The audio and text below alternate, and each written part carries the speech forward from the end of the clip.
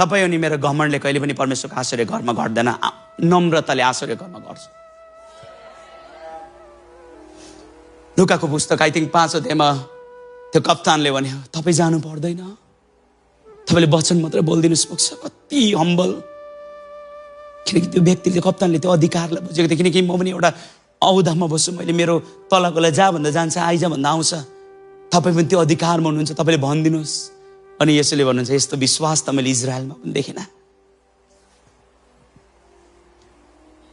बाइबलले भन्छ नम्रहरूले अधिकार गर्छ। म यति बेला चङ्गाइको मात्रै कुरा गरिरहेको छुइनँ, तपाईँको जीवनमा फाइनेन्सियल ब्रेक थ्रु, कतिजना यति बेला घटी कमीमा जिरहेको होला मेरो प्रिय।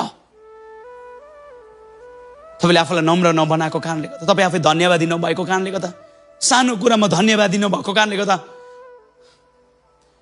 आफ्नो बारीलाई पानी लगाएर हरियो बनाउनु सक्दैन, अर्काको बारीमा भएको हरियोलाई देखेर डाहा गर्छ। आफ्नो बारीमा पानी लगाएर हरियो बनाउ न,